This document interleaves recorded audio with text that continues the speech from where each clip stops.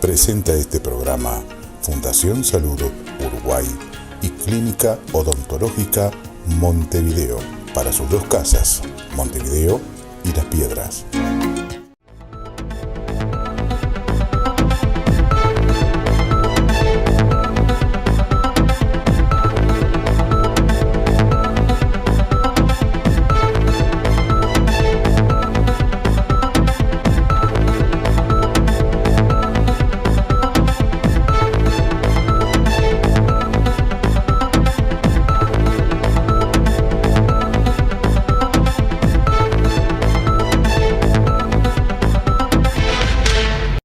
Bienvenidos a una nueva edición de Hablemos de Salud.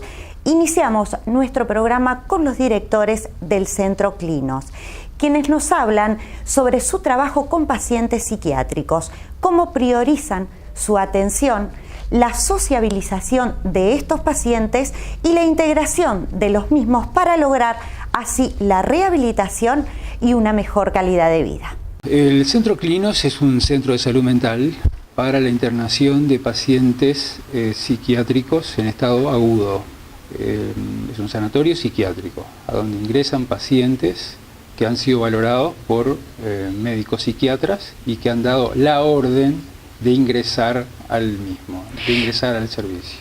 Nosotros abrimos este servicio en la zona de Punta Carretas, oportunamente, con el desafío de dignificar lo que eran los tratamientos psiquiátricos del medio. Lo hicimos pensando en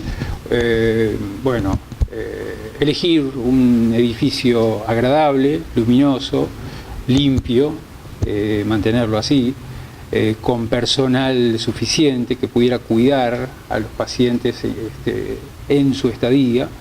Y desde el vamos nosotros integramos algunos recursos que no eran pedidos necesariamente por los contratadores del servicio, como por ejemplo la incorporación de un psicólogo, que eso no existía en las clínicas psiquiátricas. Por ejemplo, talleristas, que eso tampoco existía en las clínicas psiquiátricas.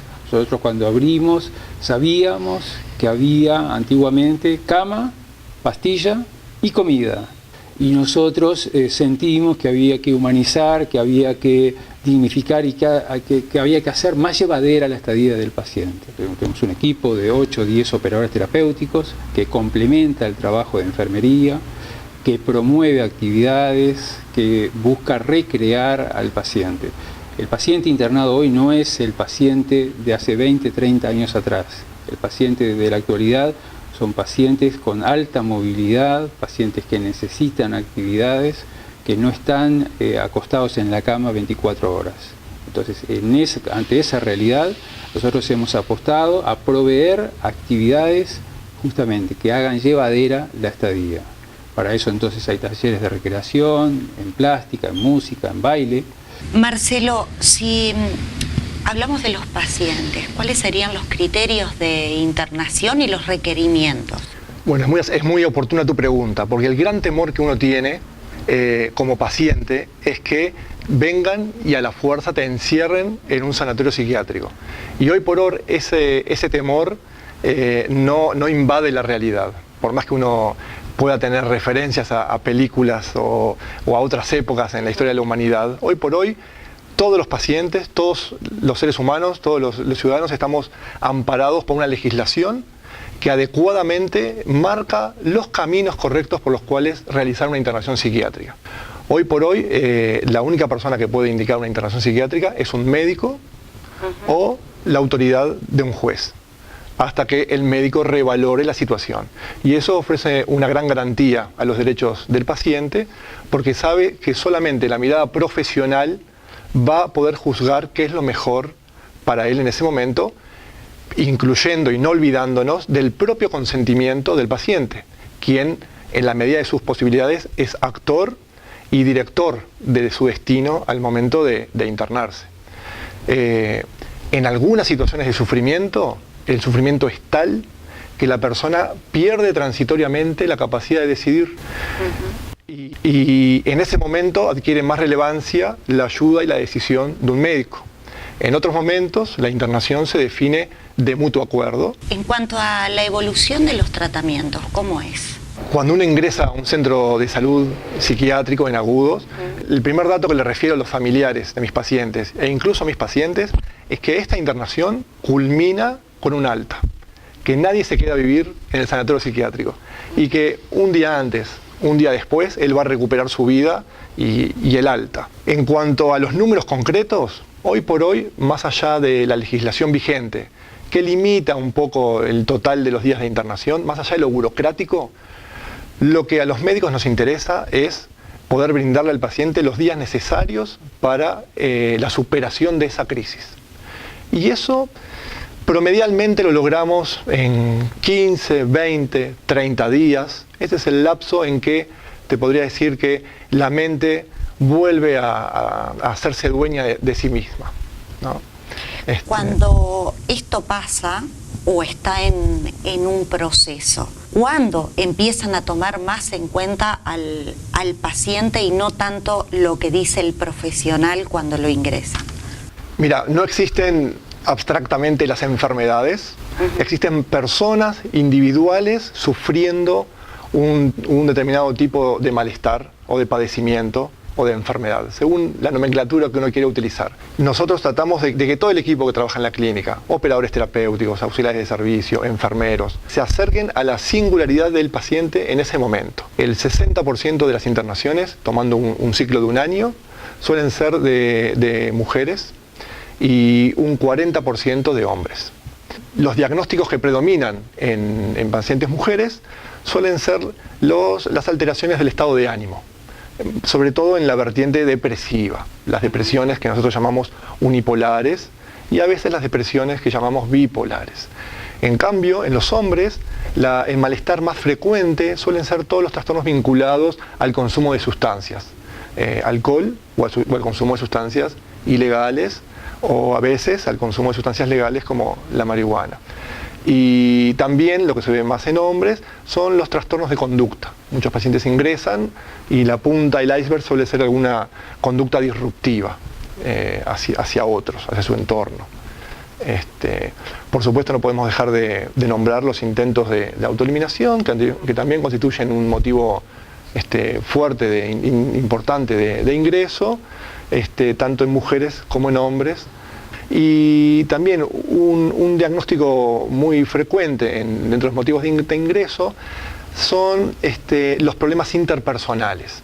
O sea, es más difícil decir si el problema está en el paciente o en su entorno, pero en esa dinámica de grupo el paciente termina internado. Presenta este espacio Clínica Odontológica Montevideo. Profesionales de Clínica Odontológica Montevideo, Pando y Las Piedras nos hablan sobre higiene bucal y cuál es el correcto cepillado de los dientes en los pacientes que utilizan bracket. Primero vamos a empezar hablando un poquito acerca de lo que es la placa dental, que es una acumulación de microorganismos y restos de alimentos que, si no son removidos correctamente, pueden producir dos de las enfermedades más prevalentes en cavidad bucal, que son las caries y enfermedad periodontal. Por eso debemos de hacer el cepillado dental luego de cada comida y darle mayor hincapié al cepillado nocturno. ¿Cómo sería el proceso de un correcto cepillado, por ejemplo?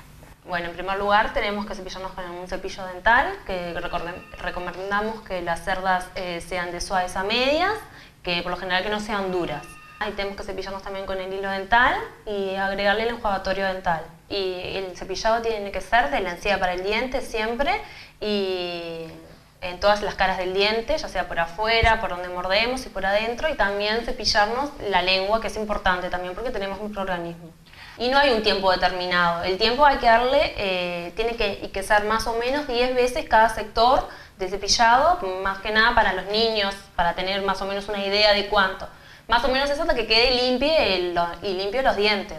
En el caso de ortodoncia existen elementos específicos para la higiene en ortodoncia, que son el cepillo de dientes para ortodoncia, que es un cepillo específico, especial, que tiene en la parte del medio una canaleta, que a través de movimientos horizontales y también, como explicaba Ana un poquito recién, el tema de la encía hacia el diente también, nos permiten remover mejor la placa microbiana. Después está el cepillo unipenacho para zonas más específicas entre la encía y el diente, mismo el bracket, y cepillos interdentales también. Por supuesto el uso del hilo, que si bien no es fácil, digamos, pero bueno, es necesario hacerlo, y enjuagatorios bucales también se pueden complementar. El resto de la boca es una higiene normal, pero siempre teniendo en cuenta que es importante hacer más hincapié en las zonas donde tenemos los brackets porque acumulan mucho más la placa. Bueno, y la mejor prevención es hacer el cepillado correcto, el tiempo correcto, luego de cada comida, y darle un mayor hincapié al cepillado nocturno, que es el más importante. Y utilizar todos los medios auxiliares que hablábamos, el hilo dental y el enjuague. En caso de ortodoncia también utilizar los elementos que mencionamos recién, hace un ratito, el cepillo de dientes específico para ortodoncia, el unipenacho y el interdental. Consejos de menores. Acá tenemos nuestro espacio y nos dan premios y regalos. Hay que lavarse los dientes después de cada comida. Aprendiendo a chupar el dedo. Clínica Odontológica Montevideo, para sus 2 sucursales, Montevideo y Las Piedras, un centro de especial atención, pero un rincón muy agradable también para ellos. En Hablemos de Salud te queremos dar el siguiente consejo, porque quizá a muchos de ustedes les suceda que a la hora de disponerse a realizar deporte, piensen que los tiempos, el dinero o las oportunidades sean impedimentos para poder realizar una actividad deportiva eficiente. Pero ¿sabías que caminar es el entrenamiento más oportuno, saludable y económico? Porque mejora la circulación, aumenta la movilidad articular, fortalece los tejidos, brinda equilibrio, incrementa el flujo de la sangre a nivel cerebral, favorece a relajación y despeje de la mente al aumentar los niveles de adrenalina. Y como si todo esto no fuese suficiente, es ideal para quienes inician su proceso para bajar de peso. En resumen, caminar es aconsejable para todo aquel que desee mejorar su estilo de vida, incluso para quienes estén atravesando un periodo depresivo o de ansiedad. Por eso, para quienes deseen iniciar una vida más saludable, se recomiendan las caminatas por ser efectivas y económicas. ¿Qué se necesita? Voluntad, disposición y 30 minutos para empezar. La fibrosis quística es una enfermedad hereditaria muy compleja y que afecta mayormente a los niños desde su nacimiento. Nivia Echeveste nos habla sobre las necesidades inmediatas que se tienen en cuanto a la detección de esta patología. Bueno, la fibrosis quística es una enfermedad hereditaria que además de todo es recesiva y es la más común en la raza blanca. Cuando digo que es recesiva es porque para vos tener la enfermedad los 2 papás tienen que ser portadores del gen que la ocasiona. Si no, no nace ningún chico enfermo. Esto hace que la enfermedad tenga un 25% de probabilidad. 1 de cada 20 personas es portadora de la enfermedad sin saberlo, porque el portador no tiene síntomas. Es una persona sana que no sufre ningún síntoma, que se entera que porta esta enfermedad genética el día que nace un chico con esta enfermedad. Hasta hace un tiempo atrás esta enfermedad se diagnosticaba según los síntomas. Hoy por hoy tenemos la suerte de que existe la pesquisa neonatal que lo diagnostica en el nacimiento. Es una enfermedad que fundamentalmente lo que afecta es la parte respiratoria y digestiva. Te digo fundamentalmente porque también afecta a otros órganos. Afecta lo que es pulmones, afecta hígado, riñón.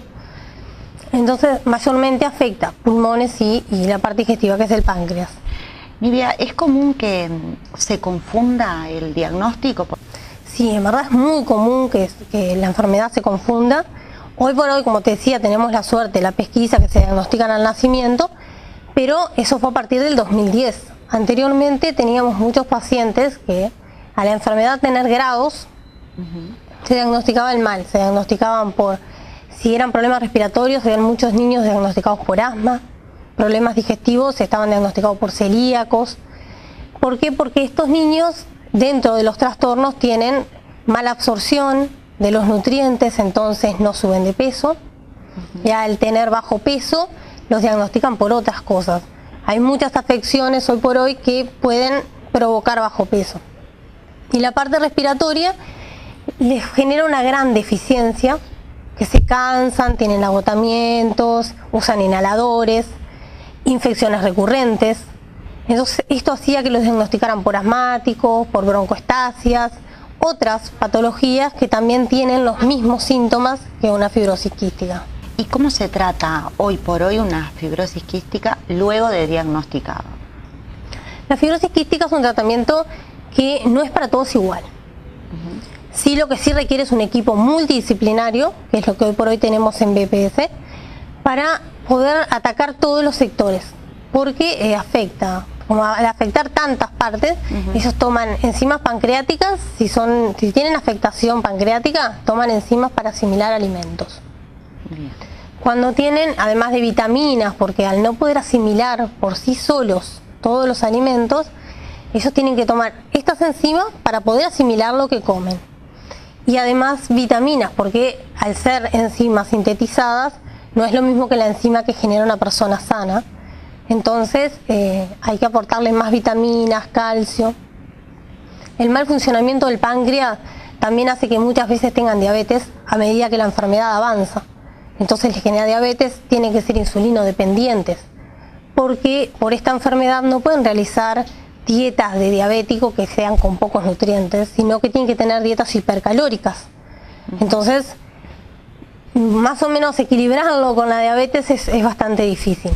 ¿Cuál es la necesidad inmediata y la gran necesidad que tú consideras con todo este trabajo y la experiencia que tienes en la asociación para que estos niños o estos pacientes que padecen de esta enfermedad tengan realmente una vida más saludable y que se les facilite incluso hasta en el tratamiento?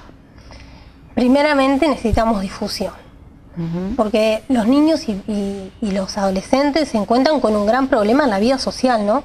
Ellos tienen internaciones muy recurrentes y pasa que hay escuelas, por ejemplo, que no entienden por qué el niño falta tanto, no tienen la tolerancia necesaria para mandarle tareas al niño cuando tiene muchas internaciones.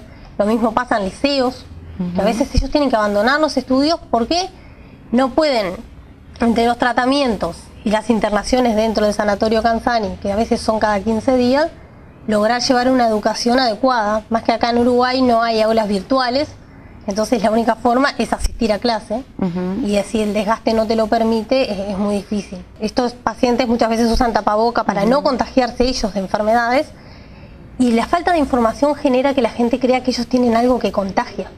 La fibrosis quística no se contagia, es una enfermedad que uno la tiene desde nacimiento y se manifiesta desde nacimiento, pero no se contagia a nadie.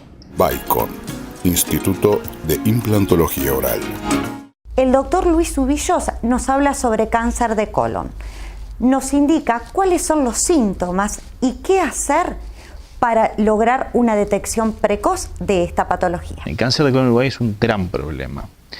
Nos comportamos como un país desarrollado. Tenemos la epidemiología de Estados Unidos y de Europa en cuanto a cáncer de colon, y con esto me refiero a que es el segundo en incidencia y mortalidad en mujeres y es el tercero en hombres. Y si sumamos los dos sexos, es el segundo en incidencia y mortalidad. Estamos hablando que el cáncer en general es la segunda causa de muerte en nuestro país y que el cáncer de colon es el segundo en mortalidad dentro del cáncer en general. Informar que los pacientes después de los 50 años pueden hacerse un test para ver si tienen sangre en la materia y con eso aumenta las posibilidades de con una videocolonoscopía diagnosticar una enfermedad que, como dije antes, puede ser un tumor invasor pequeño sin necesidad de utilizar todas esas drogas que mencioné previamente, o incluso una enfermedad previa, una enfermedad premaligna, que es un pólipo. Esos pólipos están bien descritos, que tienen una trayectoria y van acumulando mutaciones desde el pólipo, que es una patología benigna pero preneoplásica, acumulan mutaciones hasta llegar a ser un cáncer invasor. Si nosotros logramos identificar el pólipo y sacarlo antes de que sea invasor, ese paciente está curado. Ese paciente no va a desarrollar metástasis por ese pólipo y por lo tanto el problema se terminó ahí. ¿Y referente a la prevención?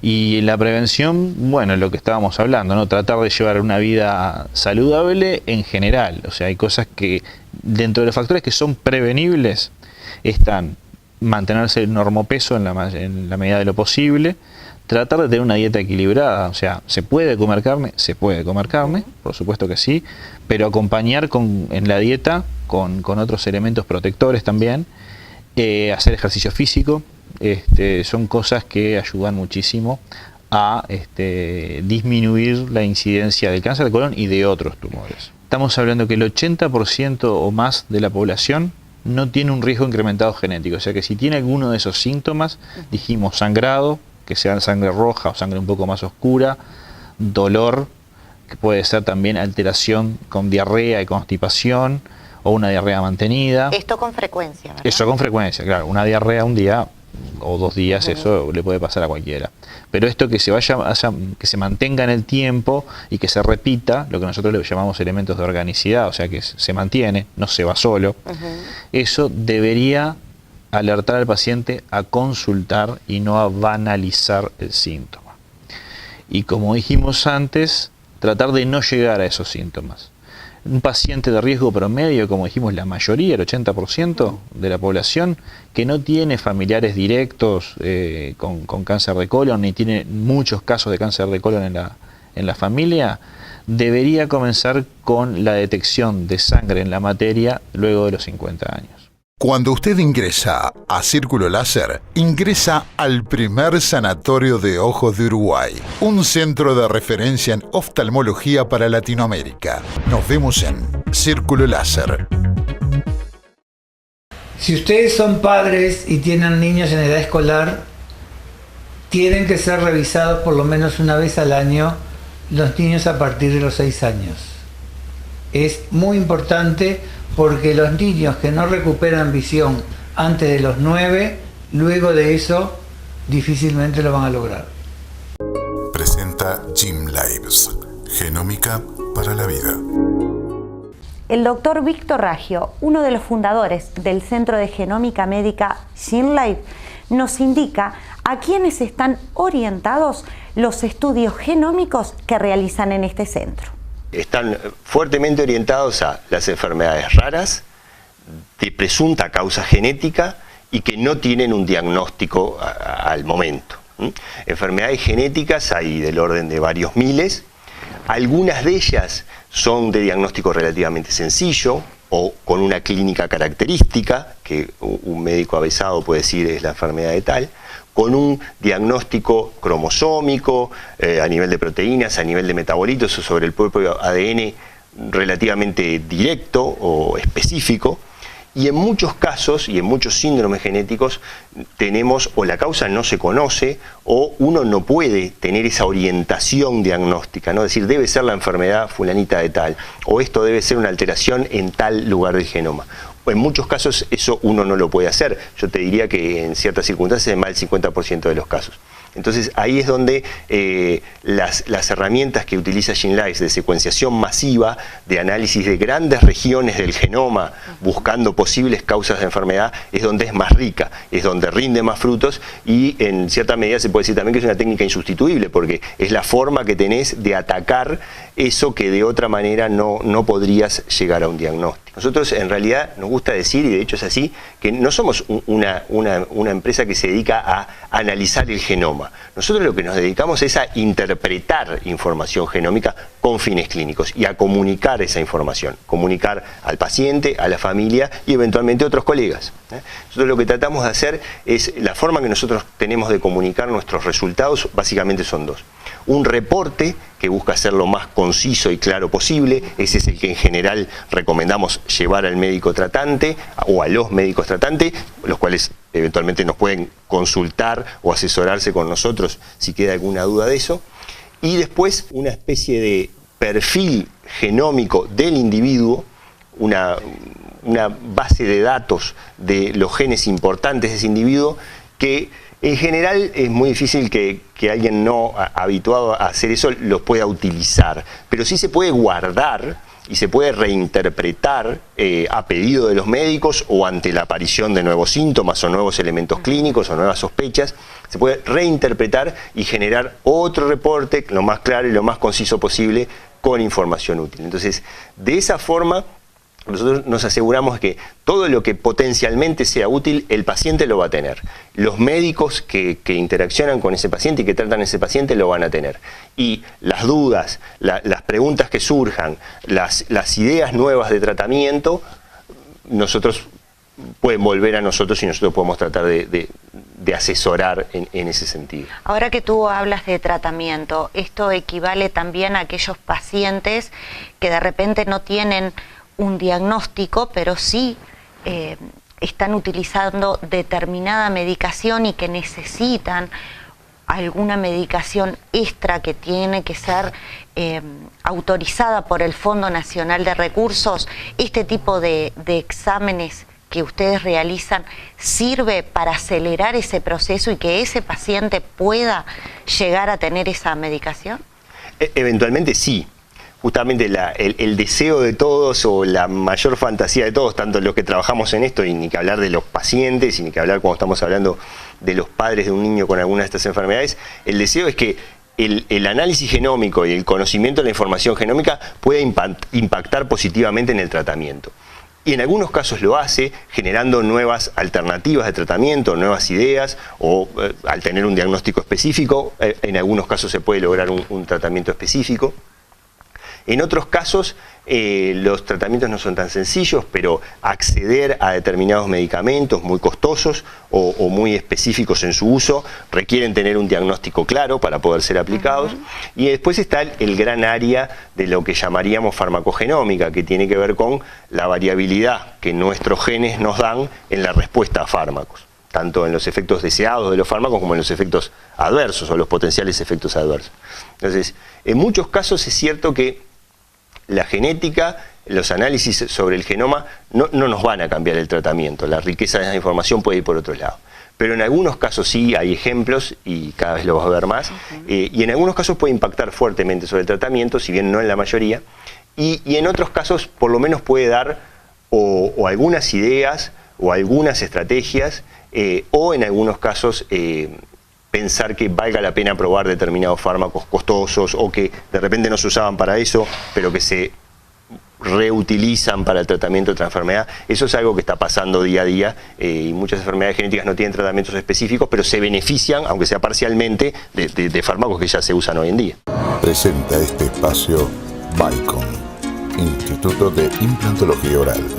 Si usted está necesitando algún implante dental, les recomiendo que busquen alguna filosofía que sea mínimamente invasiva, utilizar implantes cortos que tienen más de 30 años de éxito clínico a nivel mundial. Estos implantes cortos disminuyen riesgos en la colocación de los implantes, minimizan los posoperatorios y se adaptan a casos donde el remanente óseo para colocar los implantes es mínimo. Este tipo de implantes permiten muchas veces realizarse un implante, una cirugía, y al ser mínimamente invasiva, el paciente puede retomar su vida normalmente sin tener que hacer grandes posoperatorios. Otra de las características que hay que buscar en un implante es que tenga un sellado bacteriano para evitar la perimplantitis. Este tipo de lesiones, y más en pacientes diabéticos, es muy importante tenerlas en cuenta. Y eso podés llevarlo a cabo con un sistema de implantes que pueda brindar este sellado bacteriano. También hay que buscar implantes de última generación en donde las conexiones no se aflojan, como muchas veces sucede con algunos implantes que tienen tornillos. Actualmente existen implantes con otro tipo de conexiones que son mucho más seguras. Una vez más agradecemos su preferencia y compañía y esperamos que los temas brindados en el día de hoy les hayan sido de utilidad. Tenga presente también que pueden profundizar en los informes brindados en el día de hoy en nuestro canal de YouTube o en nuestra página de Facebook Hablemos de Salud Uruguay. Recuerde, su salud es lo más importante. Su cita es aquí, todas las semanas, en la pantalla de su canal.